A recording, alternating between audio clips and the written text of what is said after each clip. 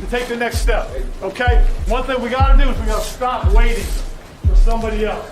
Take it upon ourselves. Take it upon you, okay? Take it upon you, please. Take ownership, all right? Hey, you know, sometimes in this game, we play the game for specific reasons, okay? And sometimes we play it for our family and for our loved ones.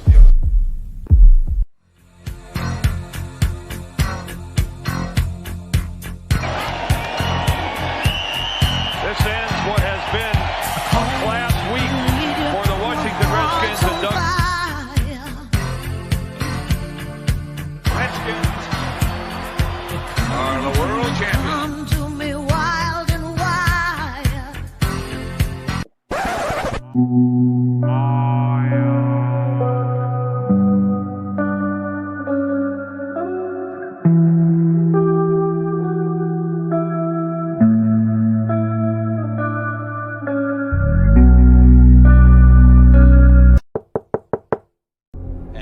Our new head coach of the Washington Redskins, Coach Ron Rivera. That's it, baby, let's go! Yes, sir! Washington changed its culture, changed its name, and went from picking second in the draft to finishing first in their division. The Washington football team has won the NFC East.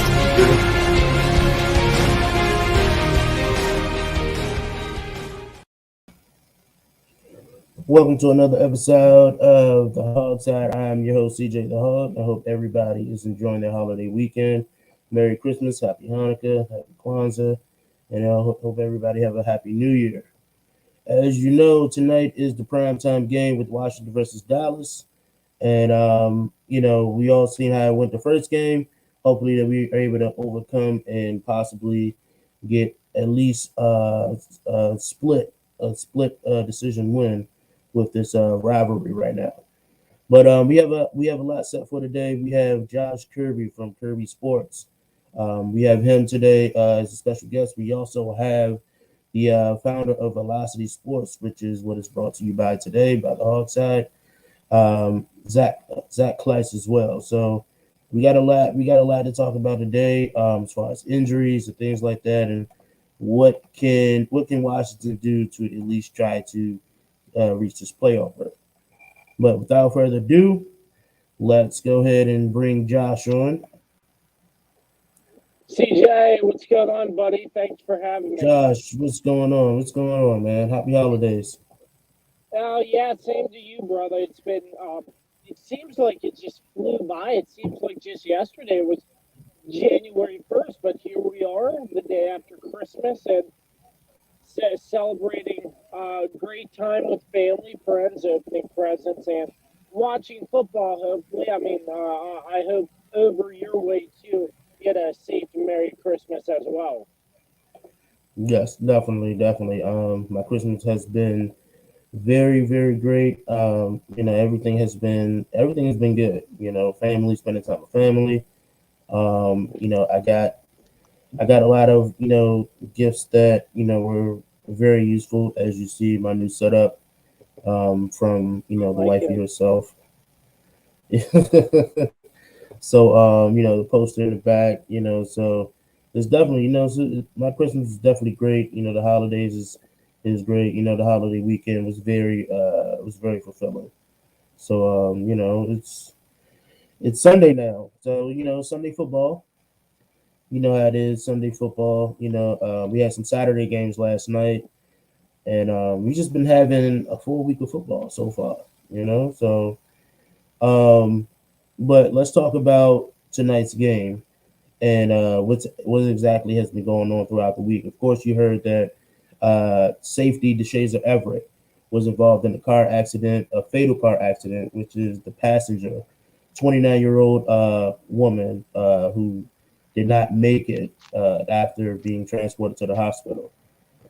What are your thoughts on this whole situation? Seeing how Ruggs from the Raiders, you know, had a similar issue, and you know, what is your thoughts on this?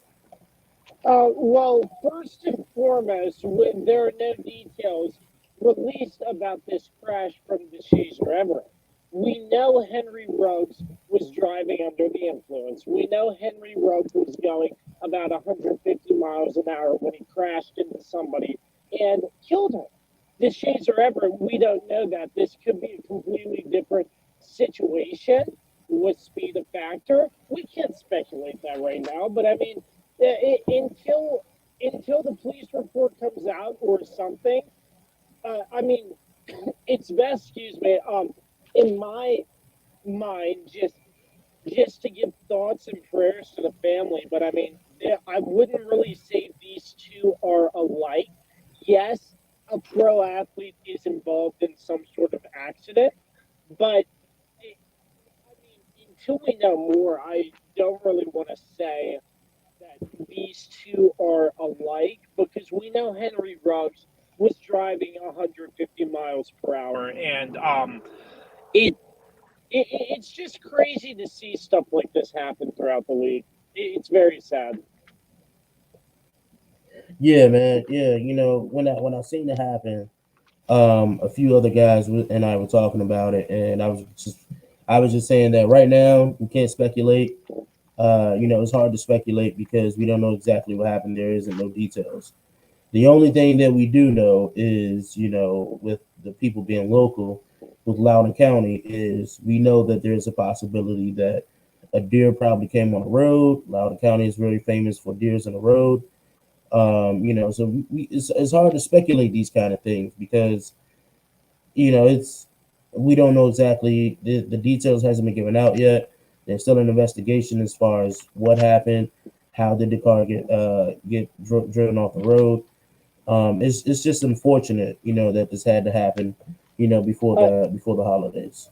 Yeah, I mean, CJ, just I am familiar with that area of Loudoun County because me and my father work up there a lot, and it happened on Gum Springs Road, and that's kind of a narrow road. And like I said, I don't really want to speculate, but I mean that part of Gum Springs Road that it was reported they were on when the accident took place, it was it was kind of a narrow stretch. So whatever that might be worth, but once again, regardless of what may or may not have happened, it's a sad time for that family. The day before Christmas, and they're without a loved one going into Christmas, which nobody should ever have to deal with. But I mean, the Shazer Everett obviously on the non-injury related list, non-threatening life injuries, but they got to sort this out before he's able to come back and play for the Washington football team. Definitely, I definitely agree. And I don't think that they'll allow him to come back unless the investigation is closed. Not just the organization, but the NFL as well. They're really trying to crack down on these type of things where there's where a car is involved and passengers and things like that. We've seen it happen more frequently in the last few years with these professional athletes. So it's like I said, it's just unfortunate. So definitely prayers out to the family. Prayers out to the family. I'm just glad that the shades are ever. It's okay. Can't say that too much for the family of the passenger. But prayers out to them, and hopefully they're able to not overcome it, but just hopefully that they're able to grieve properly. So let's go over this injury list. The injury list, as you see, the injury list just keeps piling up, right? So Landon Collins is officially out with a foot injury. Antonio Gibson is questionable with a toe injury. William Jackson is out with the calf injury, as well as Daniel Wise with the knee injury as well. Jamin Davis did not participate in Friday's practice. So he had a shoulder and a non-injury related non-injury related injury. So apparently, Jamin Davis and Benjamin St. Juice was actually behind the car. Was in a car that was behind the Shazer Everett. So not sure if that also if they were also in the accident as well. But from what we know, it's a personal non-injury related injury for his shoulder. He did not participate Friday. Not sure if he will be playing in the game tonight.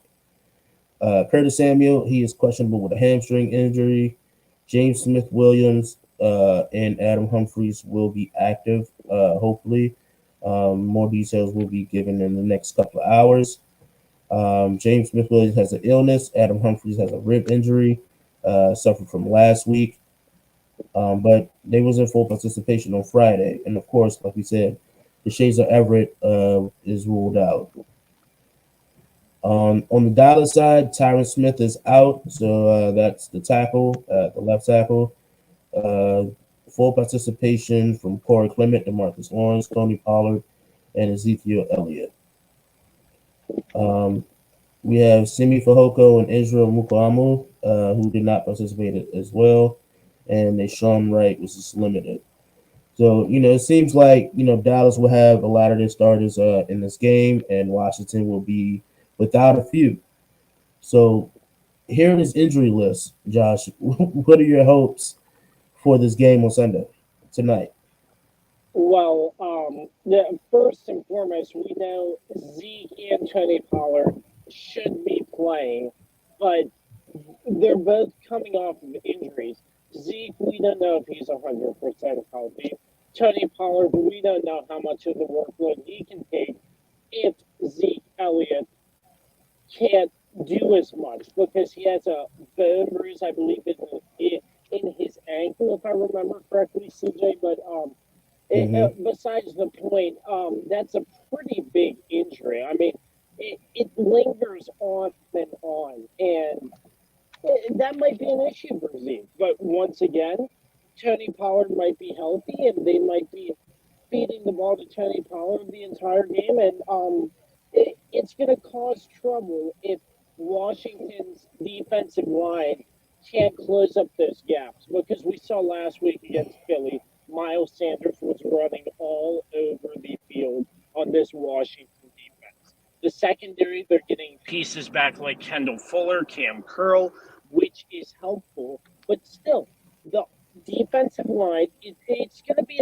a true testament to see if this defensive line can stop Dallas's run game, if Zeke and Tony Pollard are healthy and are ready to pound the rock, because they're going to do it. They're not going to show any kind of mercy on this Washington defense. So it's up to the Washington defensive line to determine if they're going to stop this Dallas run game or not. And in Dallas's defense, that's a completely different story. They're just incredible, hard to stop. Micah Parsons, you'll be seeing him out there. It's going to be tough to stop him if the O-line can't get up and protect Taylor Heineke. It might be another long day for Taylor Heineke. But going back to that run game, if they're healthy, Zeke and Tony, and the D-line can't close up those holes, it might be a long night for this Washington defense. I definitely agree.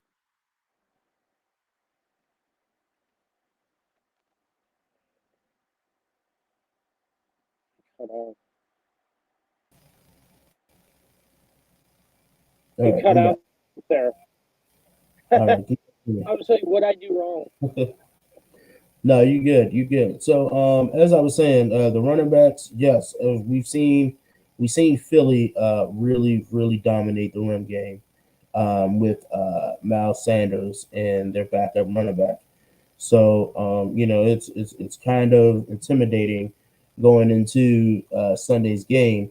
Also, on a short week, we just played on Tuesday, and we had to fly to Dallas immediately, and with the COVID protocols and things like that, It's going to be tough. It's going to be tough to overcome this game. The odds are not in our favor, unfortunately. But this defense just has to be better. I think Jack Del Rio just have to learn how to adjust. We've seen in the first game, where the defense were impactful at. I'm not sure if we will have Scherf. I think Brandon Scherf is out, so that is another key factor there. With Michael Parsons being able to force his way into that offensive line. So I don't know, man. It's very hard to call this game in our favor, but one thing that I have learned about this team that we have is we know how to pull out a win, right? We know how to pull out a win when the odds isn't in our favor. So right now, as we speak, I think that it can happen. Like you said, there are some key things that needs to happen. First thing is getting the running game established. You have Antonio Gibson. I believe. I'm not sure if J.D. McKissick is available. If not, he's on then, the IR. yeah. See, next man up. All right. So then you have Patterson. So you gotta establish the run game somehow. You gotta establish the run game. You gotta get Terry McLaurin involved. If Curtis Samuel is playing tonight, you got to get these two guys involved in some way, shape, or form. There's no way how you have these two talented wide receivers and none of them gets utilized. And part of that also works with that offensive line. The offensive line just has to hold up, have to give Taylor Heineke a chance to make a play. Yeah, I agree. The offensive line needs to protect Taylor because we know what happened last time Dallas came to Washington. It was getting bullied, for lack of a better term, getting bullied out there by Dallas's defense, getting wrecked, and then Kyle Allen has to come in because Taylor Shorter gets banged up. Luckily, he's all right. But, I mean, that's one huge factor in this game. And like you said, CJ, it's so hard to pick Washington in this game because of their injuries and their struggles on the defense and the offensive line. Definitely. On the defensive side, I just think that they need to ante up the pressure. Montez Sweat is back. He came back last week. He got a few reps in, so hopefully his reps will definitely add up in this game. They just have to find some type of pressure. These guys have to penetrate this Dallas offensive line, which is one of the best in the league right now. But they have to find some type of way to penetrate this offensive line in order to keep Dak off his feet. So, like you said, it's hard to call this game, but, as a fan, we got to roll with the punches. We just got to hope that, they're able to overcome adversity.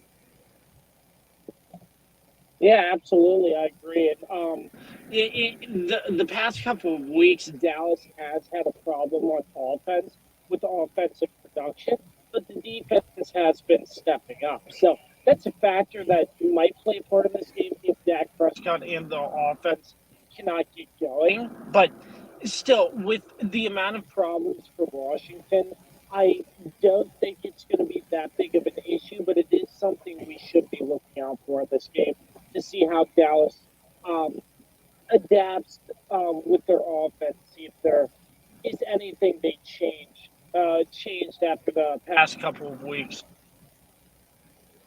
I agree, definitely. Let's talk about Ron Rivera a little bit because we've seen Ron Rivera. We've seen him happy on the sideline for the first time this season. A few times actually with that 4-game win streak. We've seen him smile. We've seen that scowl that he has on his face.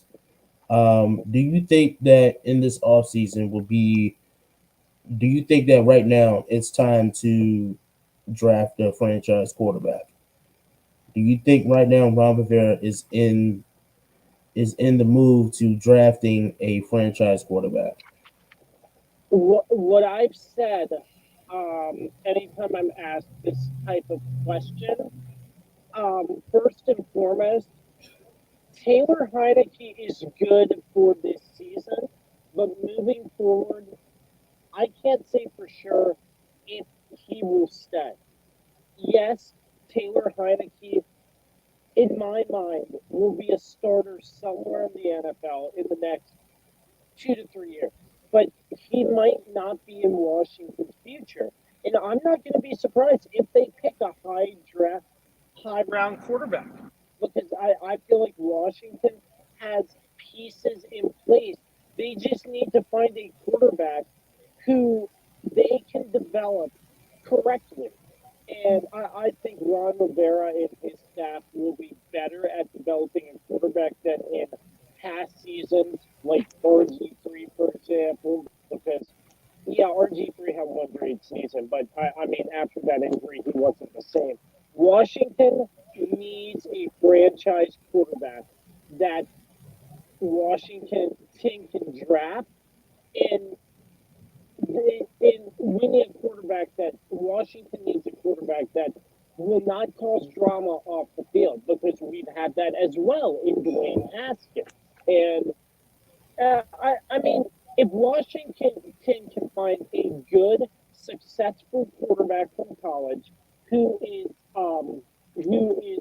a hard worker, nothing but the grind preparation daily, without the off the field issues, I feel like that's all Washington needs. Yeah, Washington's gonna have some tough stretches still, but Ron Rivera and his staff, I feel like they are the most equipped to handle a situation like this, to lead Washington to become successful.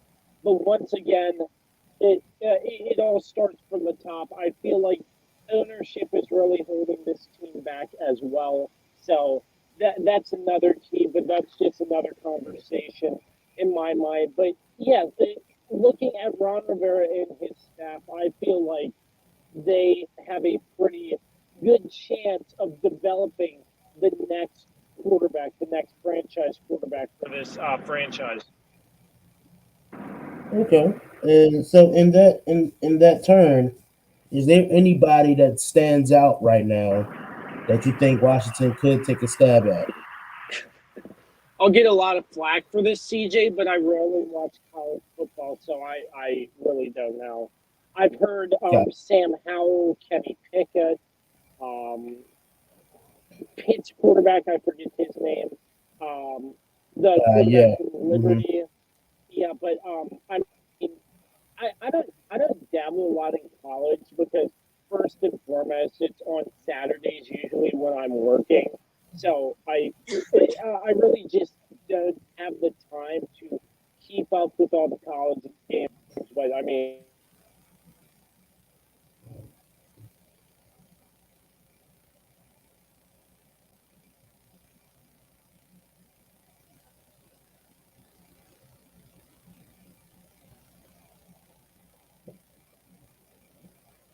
I think you're muted, buddy.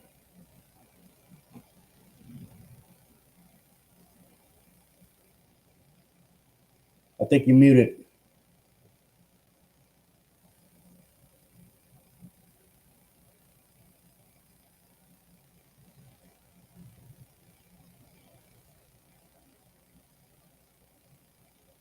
Yeah, we can't hear you, buddy.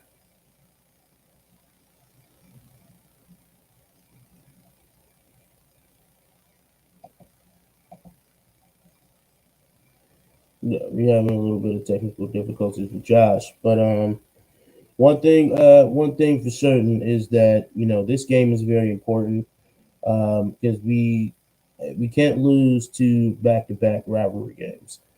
We already lost two back-to-back. We can't lose another one. We can't be three down the hole. We got to at least become second in this division. We can't do that with being right now 1-2 in the division. So we need to at least become 2-2 so that we can at least battle for second in this division and possibly make the playoffs. But without all other news as well, is that there is a rumor out here that says that the Washington organization is looking to possibly move the stadium to Loudoun County, Virginia, for a possible dome stadium. Not sure how much of that is true, but it has been in the Washington Post.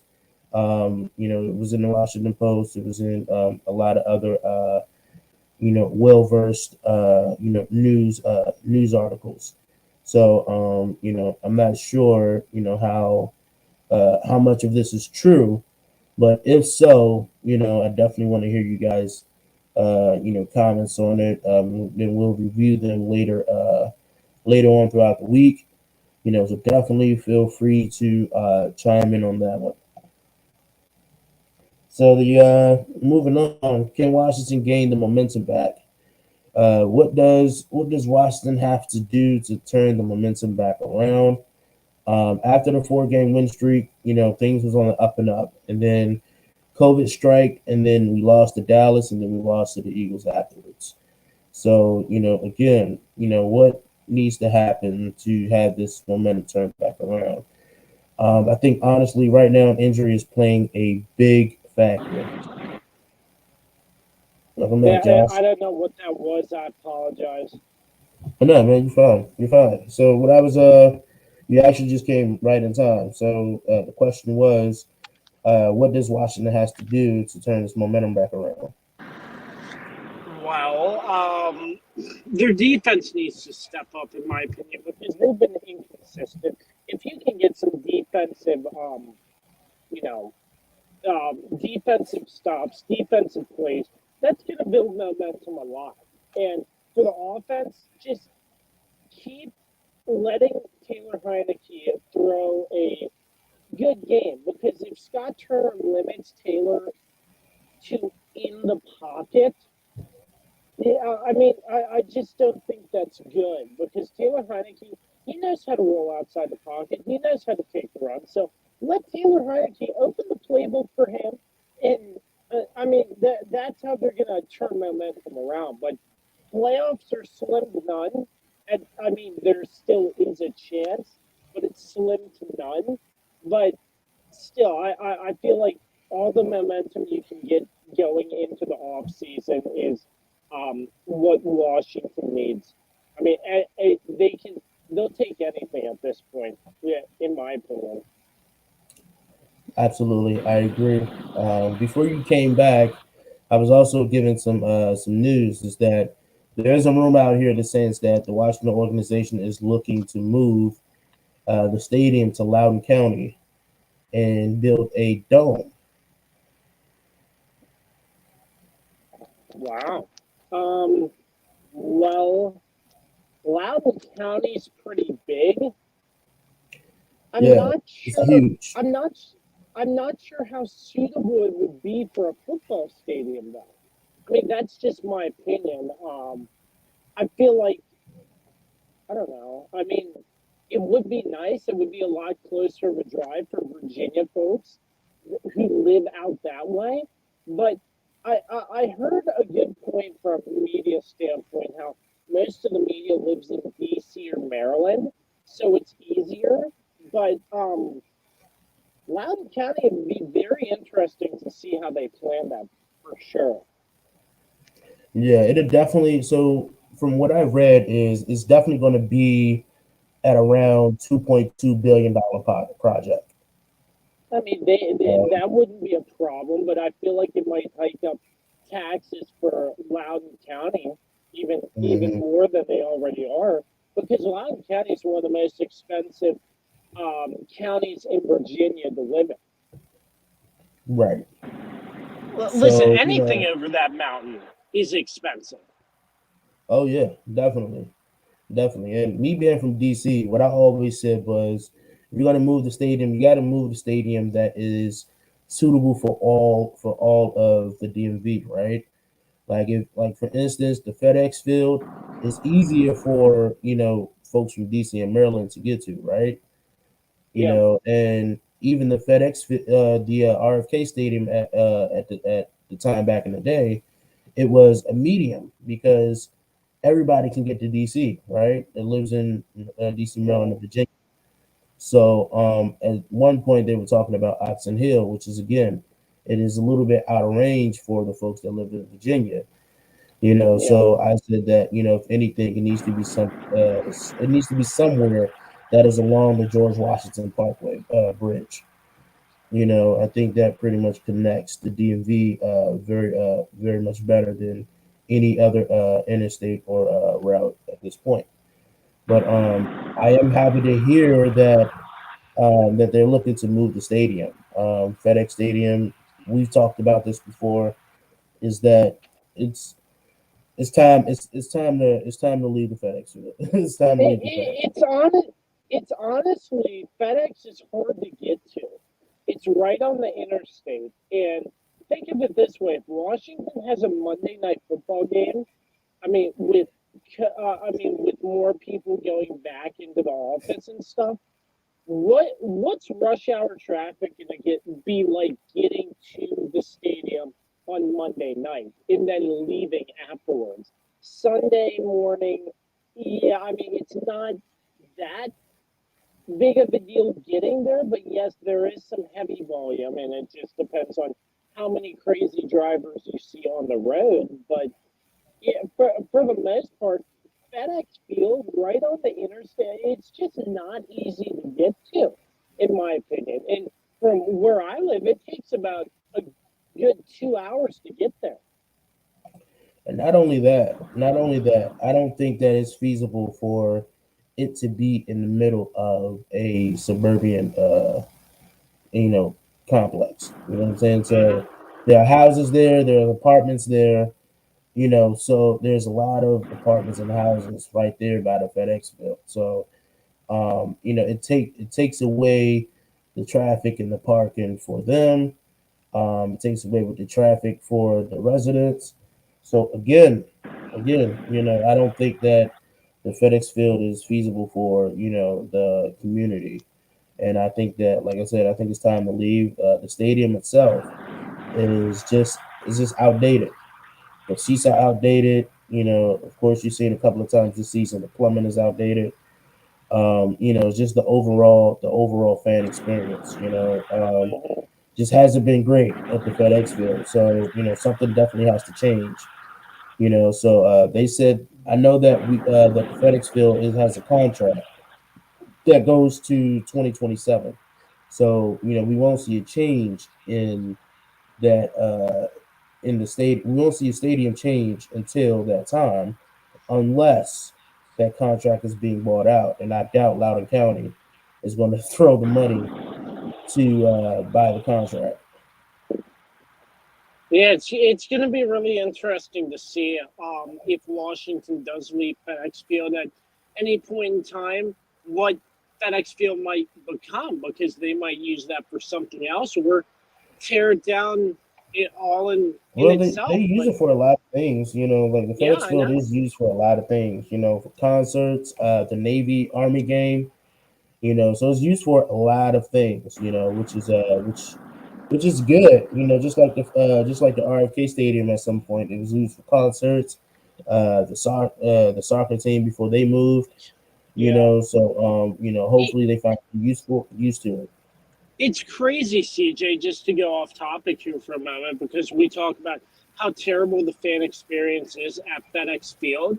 And the last time on TV I've seen FedEx Field rocking with a bunch of fan experience is when Virginia Tech played West Virginia. Yeah. Yeah, I don't know how big you are in college, but Virginia Tech played West Virginia, and it comes down to the last play of the game.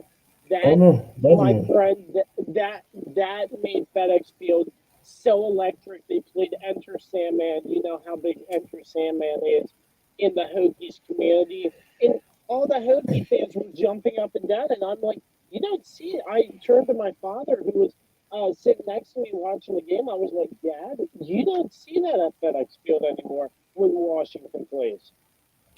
You sure don't.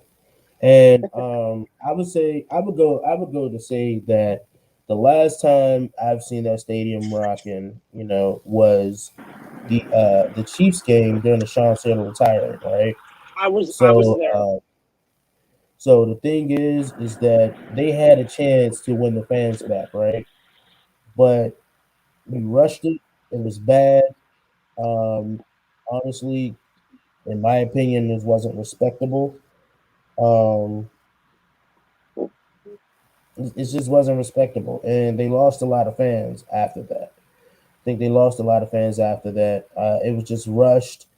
You had the sign by the porta potties, and it was just it's just the fan experience is everything. You know what I'm saying? Just for everybody. You buying tickets, you're a season ticket holder. You should be able to have a great fan experience, right? And Yeah. even the season ticket holders, when you ask them, they're like, "Oh, well, I don't have no issues with my season tickets." I mean, it is what it is. Like it shouldn't be. It is what it is, right? It should be. You should want to, continue to pay your season tickets, right? So, Mm-hmm. at the end of the day, I just think that it's time for a change. I guess we'll see what happens with this whole stadium change. I think it's going to be great to have a dome stadium, a climate controlled stadium, because I think there's a lot of teams who are starting to move past these outdoor stadiums now. Mm-hmm. Yeah, I agree. And last but not least, the question is, can this defense prevail with so many injuries? As I said, Landon Collins is out. Landon Collins is a big factor to this defense with that nickel linebacker change that happened throughout the middle of the season. And with him being out, it calls for either Cam Curl or Bobby McCain to step up at that position. And we've seen Landon Collins execute very well. And with Landon Collins being out last week, we've seen that, that isn't really the case. Without Landon Collins on the field, there's nobody to be there with those screenplays. And so that is another reason why the Eagles has done so well with those screenplays, because Landon Collins wasn't there to, stop those screenplays. So that's going to be another big factor there to see who exactly is going to be out there to take over for Landon Collins until he actually gets healthy. Yeah. There's just a lot of injuries on this defense. William Jackson is out. I'm not sure if we will see Benjamin St. Juice. Like I said, he was also a part of that fatal car accident. He was behind the car, so I know that he's probably under investigation too. So I'm not sure if we will see him on Sunday as well. But I don't know. Like the defense is looking very, very suspect at this point. Yeah, I mean, I honestly, CJ, I don't think they can overcome if the Dallas Cowboys play tough physical football on both sides of the football. The defense, it won't be an issue, but the offense, they're still kind of questionable. But I still feel like Dallas takes this game. Unfortunately, I just think there's too much wrong with Washington to favor them in this game. It's just I hate to say it, but I honestly think it's going to take a miracle for Washington to split with Dallas this year. That is true. It could definitely take a miracle. Definitely take a miracle. Last question before we actually close this episode out is we're gonna put a GM hat on your head right now. It is the off season. What are your key goals for the off season?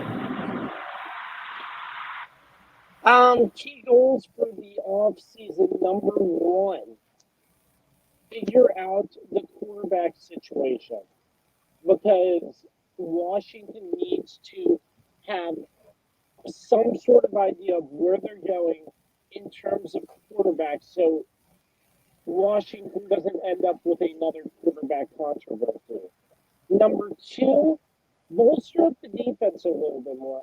In my mind, I find nothing wrong with bolstering up the defense more than it should, in my opinion. And number three, you need to find weapons for your quarterback.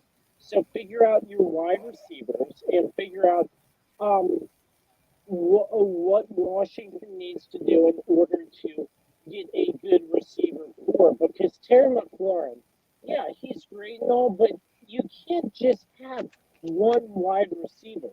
Yeah, Adam Humphries has been playing decent. DeAndre Carter, yes. But you need more explosive wide receivers like Terry McLaurin. You need a That big body. whoever is going under center for Washington next year to throw to, in my opinion. Yeah, I mean, Humphries is good, Carter is good, but I feel like you need one or two more to add the dynamic to make sure you have all the weapons you need to succeed. I agree. So, I have my GM hat on, and in the offseason, the first thing that I'm doing is figuring out this offensive line. This offensive line it has to be better. You know, we've seen Carson Wentz get so much better with this Colts offensive line. We've seen Baker Mayfield get so much better with this Browns offensive line. You know, so I think that this offensive line needs to be bolstered up. We are due for 61 million going into the off season. So a lot of that will be based on, who gets resigned. I think you resigned, five guys. Right now, there's five main guys who definitely deserving of an extension. Deron Payne is one of them. You locked Deron Payne in. Brandon Scherf, listen. I get that he's a formidable force on the team on the offensive line, and on paper, we win more when you're on the field than we do when you're off the field. But the money that you're asking for right now, you don't play enough games for us to want to sign you for that long.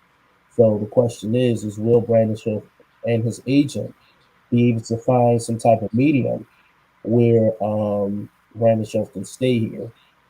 It's not likely. It's not likely. I think Brandon Scherf, won't be here in the all season. So without further ado, there's some big names as far as offensive linemen that is scheduled to be free agents in the off season. I think you need to sit down. You need to look at those guys. You need to interview those guys and figure out who do you want to sign. You sign a few guys. You sign a few guys off the free agency, and then you draft a few guys to plug them in.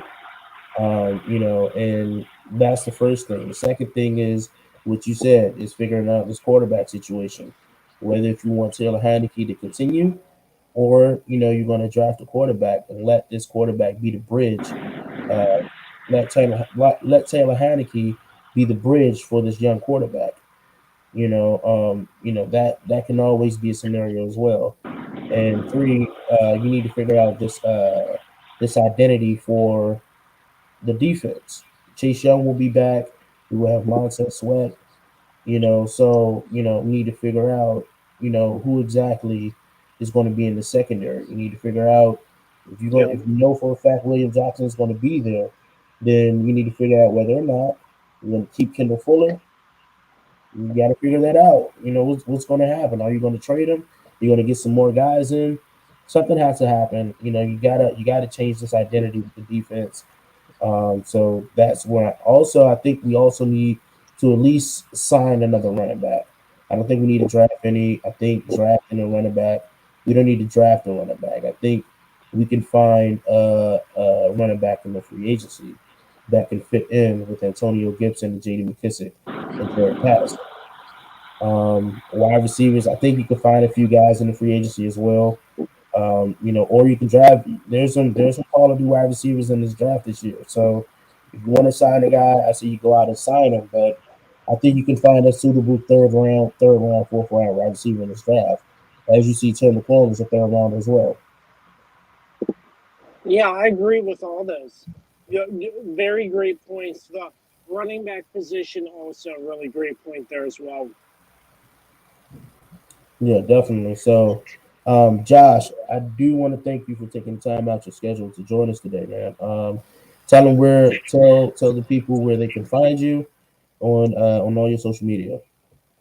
Yeah, I appreciate it, CJ. You're running a great show over there on the hog side, and it was a pleasure to join you. I know when I cut out maybe once or twice, so I do apologize for that. But you can find all of my work on the Kirby on Sports podcast, www.kirbyonsports.com, and you can find me on all social media platforms, all streaming platforms, and we're doing pretty big things. I'm hoping all the great success comes to you and for my podcast in 2022 as well. And we're just working, grinding, and trying to make it big one day. Definitely. Well, I hope you guys enjoy the rest of your Sunday. Again, happy holidays, and you guys have a happy New Year. You guys know that now that the Hog Side is now officially on Thursdays instead of Wednesdays now. So we will be live on Thursdays at 7 p.m. Eastern Standard Time on YouTube, Facebook, and on Twitter. So make sure you guys definitely follow. You guys know that the Hog Side is brought to you by Velocity Sports. You can find us and follow us on YouTube, Facebook, and Twitter at the Hog Side. You guys have a great one. Enjoy Sunday football. You guys have a good one. Bye-bye.